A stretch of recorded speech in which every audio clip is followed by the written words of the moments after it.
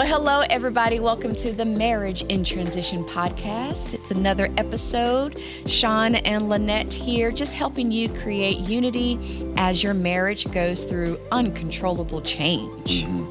Yeah, today we're talking about one of my favorite subjects in all of the world. We're talking about transitioning sex That's drives. a lot of topics. We're going to talk about sex. Okay. Sexual dissatisfaction and disinterest, or those seasons where you get out of sync with your sex drives, they're bound to happen, okay? But we're going to lay out a pathway to reignite how to passionately pursue your spouse while you're transitioning sex drives. Yes. And we're just going to give a few nuggets from our book, Marriage in Transition, where we go into deep detail about this topic. Yes. And so we love reviews. And so talking about Marriage in Transition, we have this wonderful review from Yolanda, and I just want to read it. The book is so relevant and consistent of truths, principles, and real life examples that will transform you, and as a result, will transform your marriage.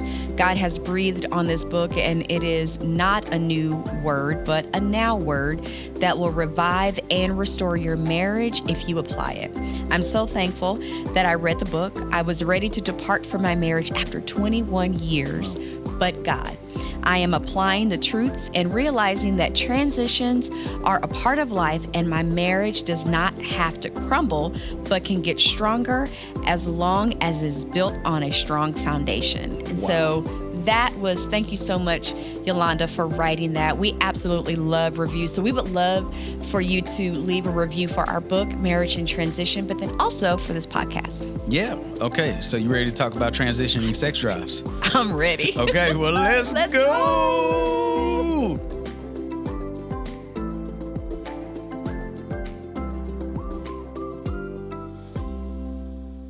All right. So we're talking about transitioning sex drives today. And this is actually a great subject. You love this subject. Anytime we get to talk about sex, I'm happy.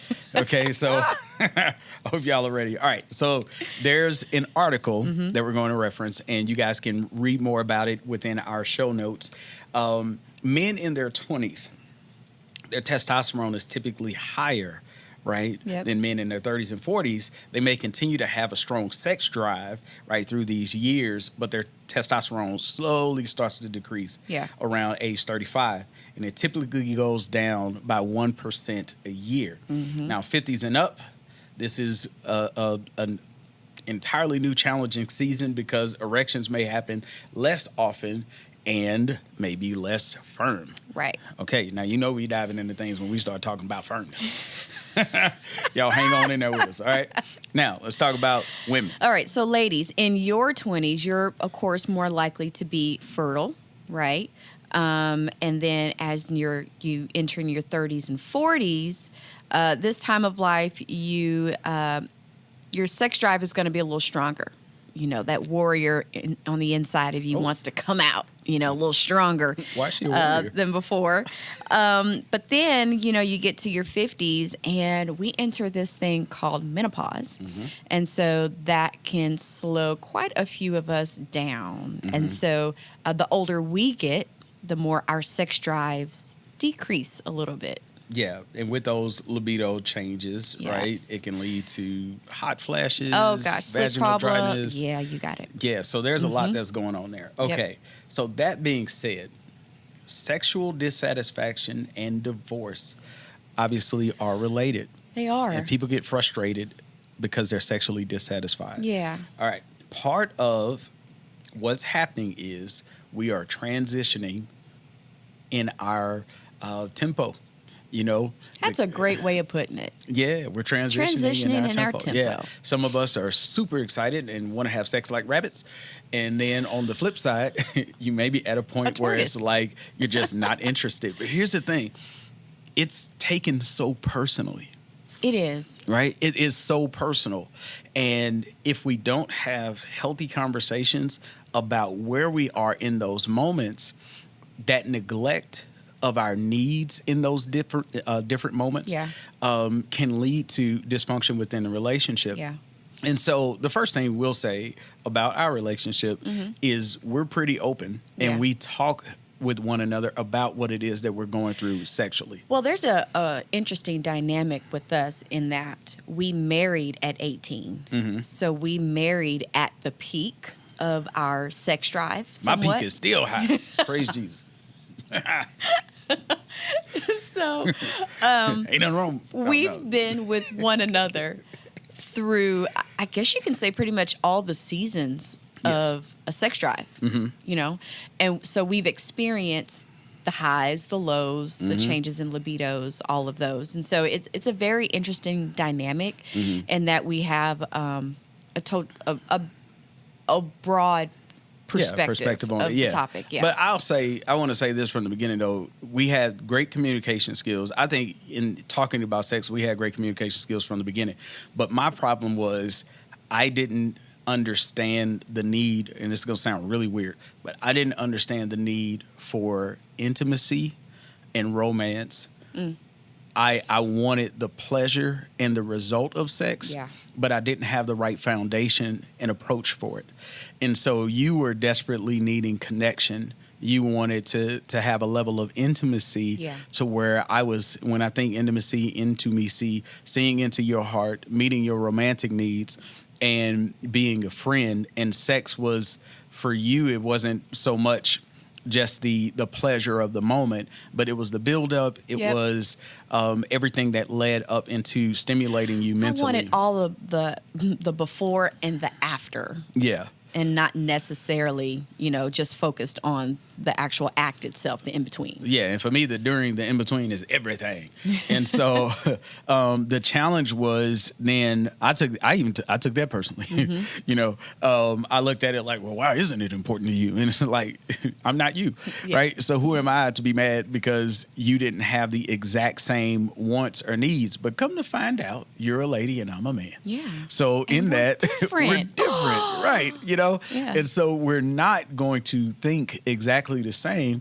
Not only are we different in gender, but we're also just different in our preferences. Yeah. And so our challenge as a husband and wife team is to figure out, okay, how can I please you in the areas that you have needs? Yes. Now I'm going to back up a little bit and go back to, again, my origin, because I think that this is very significant.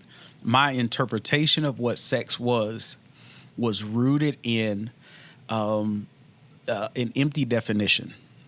I had failed to understand that sex wasn't just about pleasure. It is, but it's not just about pleasure. So where my goal was to experience a physical peak and physical orgasm, it lacked something that I believe God wanted to fuel sex from the beginning, which was a passion towards you, right? And a desire to meet your need. And I think that when we approach sex just from a level of, well, how often am I getting it in this season, then we're missing a key component, which is the heart component that needs to precede the physical. 100%. Totally. Yeah. So if our mindset about sex isn't in alignment with our Creator's intended purpose for it, then we'll miss out on actually the greatest gift of what sex is, which is actually to reaffirm the oneness within your marriage, right? If we think about it as just merely an opportunity to climax, then we miss out on the greater goal of what God created sex for. The first mention of the word sex is going to be in Genesis 4, where Adam knew Eve, his wife, and they bore a child. So we know they had sex, but that word knew in Hebrew is yada, which means to intimately know someone, right? So it's a couple of other passages of scripture give us a frame of reference for that word yada, and it means to deeply know, to intimately know, to be able to go behind the curtain of someone's intimate details and secrets of their heart. And so in pursuing you and in you pursuing me as well, what we find is that we're able to unlock certain secrets within that person's heart. So it's not just about, and please hear me out, guys, because we're gonna keep it real on this. It's not just about the sexual positions that you use. It's not just about the moment of the sex that you have. It is the slow build throughout the day. It is the romance, because it's about you getting to know how you can serve and please your spouse. Well, we're complicated beings. We're spirit, soul, and body. Yep. And so when you just focus on the body aspect, you are neglecting the other two. And so when you have a whole perspective of what intimacy is, then you're actually tapping into the spirit and the soul of a person, which once you do that, the body aspect, by the time you get to the body aspect, the sexual intimacy part, at that point, it is like fireworks and it's explosive opera music and whatever type of, whatever music you love. I mean, but it is like amazing. How about some R&B up in here? She said opera music. Some R&B, a little Teddy Pendergrass, whatever. Okay, all right. Whatever. But I'm just saying, most people grow up, like you said, focused on the body aspect, and we don't grow up really tapping into the spirit soul aspect of a person. And so now, that being said, if we can get the right mindset about it, then you need to also adjust and adapt to the new season that you guys are in, right? Like, there was a point where our kids were in our bed. They were breastfed and all that good stuff, and so they had to be close by. But from the beginning, you put them jokers they were in their own bassinet, in their own crib. Come on here, somebody. You got your own bed. Why? Because our bed is sacred space. Yes. Okay. And since it's sacred space, there are a few things that we don't do within our bed. Number one, you kids, you ain't sleeping in my bed. You got to get your own space. Get out. The only times that our kids were allowed in our bed was when a thunderstorm or tornado was happening and they just were afraid or something like that. They can come in and sleep temporarily. It was like hotel stay. You can't make this a permanent thing. But I know some couples are out there, and your kids, they're 4 and 5 years old, and they've taken over your bed. And now you guys aren't having sex with one another because your kid basically has invaded your sacred space. Kick them out. Put them in their own room. They will survive. They will be okay. But your sex life is going to thrive. And the other part, since it's sacred space, make sure that you don't necessarily give negative criticism inside of the bedroom. You want to make sure that your bed is always seen as a healthy place where you get to enjoy and fulfill marriage. You don't want it to be a spot where you give them negative criticism. Now, if you want to give some fun feedback, that's fun. In the bed. That's great. In the bedroom. Go for it. Y'all talk about it. The more that you think it's weird to discuss sex, even while having sex. That's what I was about to say. Then something's wrong, right? The best part is talking during sex, because you can actually guide and navigate your spouse. That's right. To what to do, what not to do. That makes you enjoy it. I mean, it makes it pleasurable. I mean, this is where we were talking about God did create sex to give us pleasure. I mean, in the scriptures, it wasn't like mankind negotiated with God, was like, okay, I know you want us to procreate, but can we at least enjoy it? You know what I mean? Like, we didn't negotiate that part of the deal. God gave us pleasure so that we can thrive, we can procreate, but also so that we can enjoy the process of getting to intimately know our spouse. So that being said, you can talk with each other, right? We don't have to be so uptight like it's a solemn assembly because we're having sex, right? So we can relax a little bit. But that being said, if there was a stage where all of a sudden you had some really sleepless nights, work schedules changed, and your schedule's been thrown off, one of the encouragements that we're going to give you is really practical, but you have that time where you discuss with your spouse, you know what, hey, I need to be able to connect with you intimately, like twice a week or 3 times a week or whatever that is that you guys need. And on the flip side, the other person may be saying, well,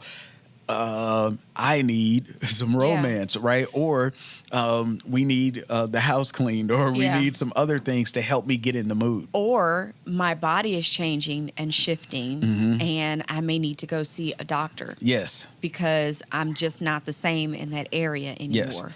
And, I may need some natural remedies or things like that. I would say don't be ashamed of change. Come on. Because it's going to happen to everybody. I am aging by the second. Do you hear me up in here? Y'all, about 3 years ago, I may have had like one gray hair. And now, do y'all not see all this glorious gray? I love the salt and pepper look. I'm adjusting to it. It's distinct. But if I had a preference, I would go back to the way it once was. Just pepper. But I can't do nothing about it. My hair is thinning.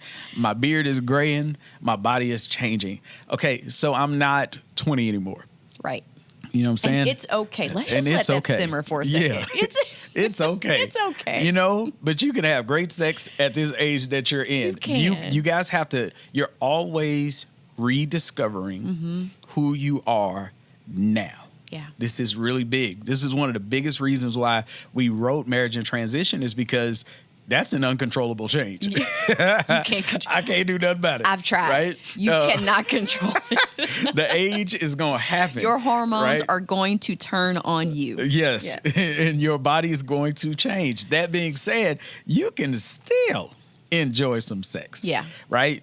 Abraham and Sarah got it on. I know. Right? Late in life. You hear me? That's in the Bible. Yeah. So I don't want to hear this stuff about, okay, well, I'm old, so I'm too old. You can't teach an old dog new tricks. You know, people have told me that when we're having a workshop and we're talking about sex. You know, we have some friends of ours, that are in their 70s.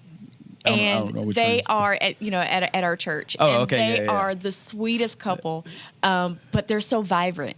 And they'll tell you in a heartbeat, I got permission from my doctor, and he said I can go at it. And it's just so inspiring. You need to find friends like that. Yes, 100%. Give me some people that are going to encourage me that as I get older, the window ain't closing. Yeah. Right? I'm just finding a new way to make this thing happen. And so, but in all seriousness, if you need to get medication or what have you, do what you need to do. But I'm going to go back to something you said a few minutes ago, the shame part. Listen, man, if you need to use some lube, then you go get you some. And when you go buy it, I always say it like this, and I'm being sarcastic, but then on another end, I'm not. Slapped that lube on the counter without shame and purchase it in front of everybody, and dare somebody to say something. And if they ask you about it's going down tonight. It's going down tonight. Let's go. Like, for real, right? So, like, who cares, man? And the fact that you may be at a point where you feel bad because you need it, it's like, that's out of your control. Like, that's not a failure on your part.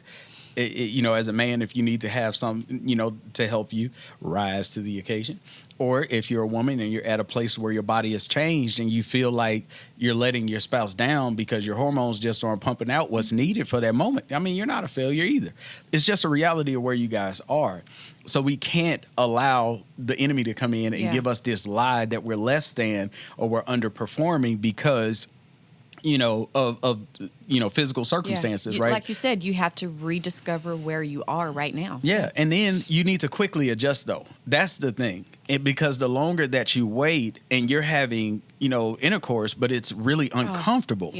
Right? That's not God's best for you. And so we want you guys to be comfortable.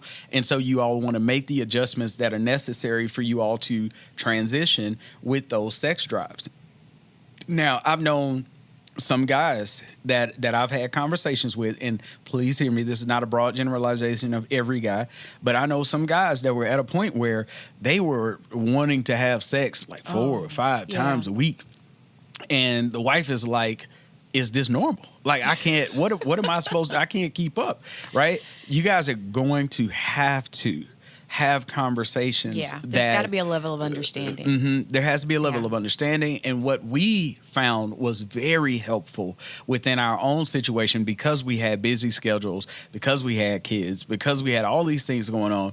We needed to set appointments for sex. And appointment sex is not less romantic. Oh, no. It prepares the way for romance. Because you can make sure the kids have something occupying them or a babysitter. It also means that you guys can rev up the romance. You can, send a nice text message or something, or do something romantic, whatever it is that your spouse is into that they really want, and you can help set an atmosphere that then leads to you guys being able to say, you know what, we carved out sanctified time for us to come in and sacralize our marriage. I don't even know if sacralize is a word, but it sounds good.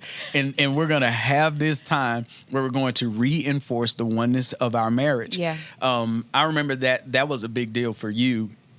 When we talked about sex drive, because mine was through the roof, Yeah. and yours was going down through the floor, Yeah. And we started to talk about the fact that it was re-emphasizing or reinforcing our marriage covenant, the Yes. oneness of our marriage, and for you that was like a game changer. It was because, so I'd had a surgery roughly 20 years ago, and so it sent me straight into menopause. So I had pretty much been menopausal since early on in our marriage, and little did I know that it'll change again as you get older. And so one of the things that helped me during those times where I just didn't feel like doing it, just to be honest, it wasn't a question of my love or commitment to him. It was a matter of my hormones. I thought it was. Yeah. I was like, you ain't attracted to me.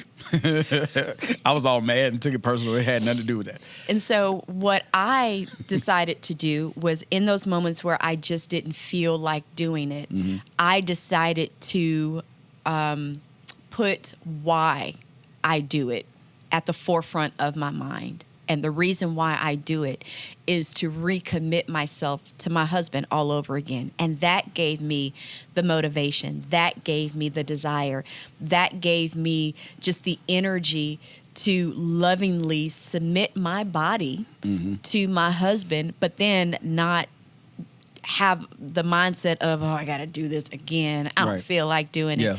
But it really helped change my mindset. And so it's interesting, because to me that sounds like you tapped into, again, the spiritual before the physical. Yes. And then it was like you took authority over your thought life in order to then present your body, right, in this intimate act. And so I think that that's really key.